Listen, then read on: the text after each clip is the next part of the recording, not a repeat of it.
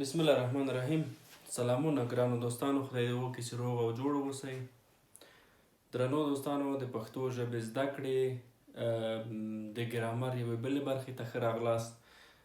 په دې برخه کې دوستانو موږ په فعل خبرې کوو او فعل اړوند کیږي په زمانو پورې. کله چې یو فعل یا یو کړنه ترسره کیږي نو دغه کړنه معمولاً حتما په یوې زمانې پورې تړاو پیدا کوي، چې یا به مثلا په تیرې زمانې پورې او یا هم په حال زمانې پورې یا په جاري زمانې پورې او یا هم په راتلونکې زمانې پورې تړاو پیدا کوي. ګرانو دوستانو، زموږ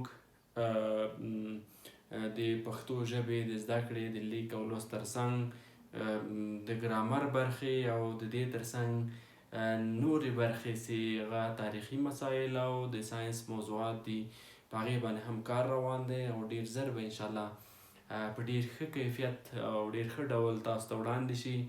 نو هیله ده چې ګټه ترې پورته کړئ. خوږو دوستانو، نن موږ موضوع ټاکلې د ګرامر په برخه کې د زمانو ډولونه. د زمانو ډولونه یا دوستای عزیز، امروز موضوع بخش گرامر ما اقسام زمانه، د زمانو ډولونه یا اقسام زمانه. چې زمانه په درې برخو ویشل کیږي، چې لومړی تیره زمانه یا ماضی زمانه. تیره زمانه یا ماضی زمانه، اولش زمانه گذشته یا ماضی، پښتو کې تیره یا ماضی زمانه ده.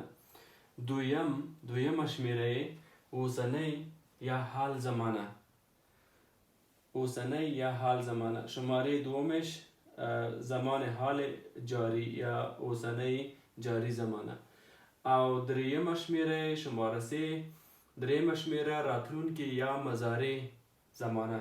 شماره 3 زمانه آینده یا مضارع. ګرانو دوستانو، چې دغه هر یو به موږ لولو ښه په تفصیل سره. نو لومړی وار رسیږي تیره زمانه یا ماضی زمانه یا زمانه گذشته. چې ماضی زمانه یا د ماضی زمانه فعل، ماضی فعل موږ وایو چې هغه فعل ده چې یا هغه کړنه ده چې هغه په تیره زمانه کې ترسره شوې وي. مثلا احمد درس لوستلی دی. احمد درس لوستلی دی یعنی په تیرې زمانې پورې تړاو پیدا کوي. احمد درس لوستلی دی، چې په دې جمله کې احمد فاعل ده، فاعل احمد فاعل ده او درس هم مفعولی. لوستلی دا فعل ده چې احمد ترسره کړی دی. احمد درس لوستلی دی په همدېشته ترتیب. ګرانو دوستانو، احمد درس لوستلی دی. احمد درس خوانده است که در این جمله احمد فاعل، درس خواندنش یا درس مفعولی و لوستلی یا خواندنش فعل است که احمد انجام داده. احمد درس خوانده است. احمد درس خوانده است که ارتباط میگیره با زمانه گذشته. ګرانو دوستانو، ماضی یا تیره زمانه په لاندې برخو ویشل کیږي، چې دغه برخې زه تاسو ته په ډېر لنډ ډول وایم او تاسې کولی شئ په دې کې لا زیاتې جملې جوړې کړئ، لا زیات کار پکې وکړئ، تر څو خپله ژبه یا پښتو ژبه لکه څنګه چې لازم ده په معیاري ډول زده کړئ. درنو دوستانو، ماضی زمانه یا تیره زمانه په دغو برخو تقسیمیږي، چې اول مطلقه ماضی زمانه، دویم نږدې ماضی زمانه، دریم لرې ماضی زمانه، څلورم احتمالي ماضی زمانه، پنځم استمراري ماضی زمانه او شپږم تاکیدی یا تاکید ماضی زمانه او اووم ممکنه یا امکان ماضی زمانه. چې په دغې هرې یوې کې دلته ما په ډېر لنډ ډول تاسو ته مثالونه لیکلي دي چې راځم دې برخې ته. اول راځو دې ته چې مطلقه ماضي زمانه کومه ده.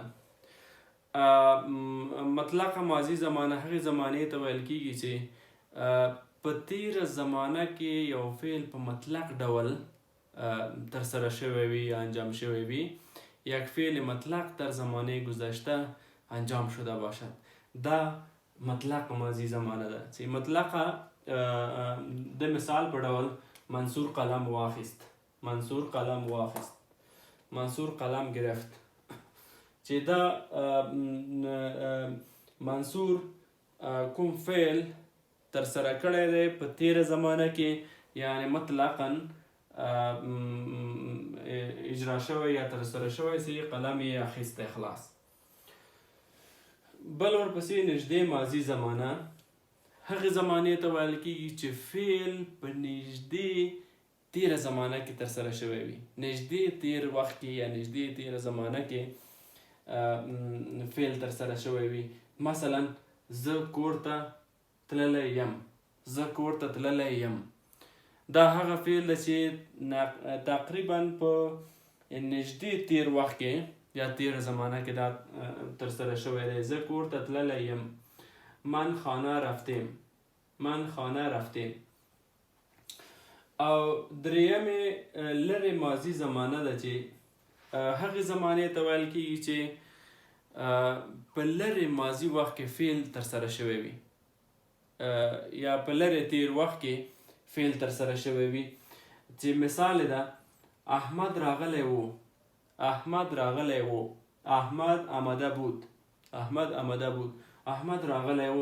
یعنی چې دې ته ماضي بعید وایي یا نږدې ماضی ته ماضی قریب وایي. ماضی بعید زمانه گفته می شود که فعل در گذشته دور انجام شده باشد. مثلا دلته مو ویلي چې احمد راغلی و، احمد راغلی و یعنی ډیر مخکې ده. او بل ورپسې څلورم احتمالي ماضي زمانه. احتمالي ماضي زمانه هغې زمانې ته ویل کېږي چې فعل یا کړنه په تیر وخت کې په احتمالي ډول ترسره شوي وي یا په کړنه کې یا په فعل کې احتمال موجود وي. د مثال په ډول زه به بوخت وم، زه به بوخت وم، چې په یو شکل دغه احتمال په دغه جمله کې موجود ده. یعنی جمله ارتباط لري په تیره زمانه پورې، بیا په تیره زمانه کې په دې جمله کې احتمال موجود ده. زه به بوخت وم، من شاید مصروف بودم، من شاید مصروف بودم. او پنځمه شمیره استمراري ماضي زمانه ده.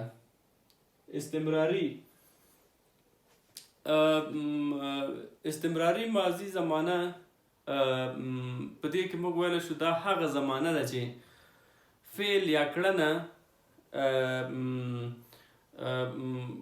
مخکې ترسره شوې ده ولې په هغې کې دوام موجود ده. یعنی په مخکې وخت کې انجام شوی عمل یا فعل یا کړنه د دوام په حالت کې وه چې هغه موږ لیکو. مثلا زه راتلم، زه راتلم عمل پخوانی دی یا فعل یا کړنه پخوانی دی خو استمرار یا دوام په دې کې موجود ده. زه راتلم چې دا په استمراري زمانې پورې تړاو لري. او شپږمه برخه یا شپږمه شمیره تاکیدي ماضي زمانه ده یا تاکیدي تیره زمانه ده چې عمل په مخکې زمانه کې یا په ماضي یا په تیره زمانه کې واقع شوی دی خو هلته په هغه فعل یا په عمل یا په کړنه کې تاکید موجود ده، تاکید ترسره شوی دی. چې مثلا راغلی به و، راغلی به و تاکید شوی دی او په تیره زمانې پورې تړاو لري. بل وروستی شمیره یا اومه شمیره امکان ماضي زمانه ده چې یا ممکنه ماضي زمانه ده چې یو ترسره شوی فعل یا کړنه چې په تیر وخت کې په ممکنوالي باندې د هغې دلالت کوي چې مثلا امکان ماضي زمانه کې موږ لیکو چې زه تلای شوم دې جملې ته که چیرته موږ متوجه شو په دې کې ممکنوالی ښکاري یا ممکنوالی په دې کې موجود ده. زه تلای شوم. من رفته میتانستم په همدې شکل درنو دوستانو دغه مثالونه په تیره یا ماضي زمانې پورې تړاو درلوده او دغه هم ډولونه وو. نو زموږ راتلونکې موضوع دویمه شمېره اوسنۍ یا حال یا جاري زمانه ده چې په هغې به سره غږیږو او په څنګ کې به مثالونه هم چمتو کوو او درېیمه شمېره هم له هغې موږ باسئ چې هغه راتلونکې یا مضارع زمانه ده چې په دې هر یو به جلا جلا خبرې کوو او ستاسو درنه حضور ته به یې وړاندې کوو. درنو دوستانو له موږ سره پاتې شئ تر څو د موږ د ښکلو موضوعاتو څخه ګټه واخلئ او زموږ چینل حتما در سره سبسکرایب کړئ او تر بیا چې زه ستاسو درانه خدمت ته حاضرېږم په پاک رب مو سپارم. ښه وخت او ښې چارې.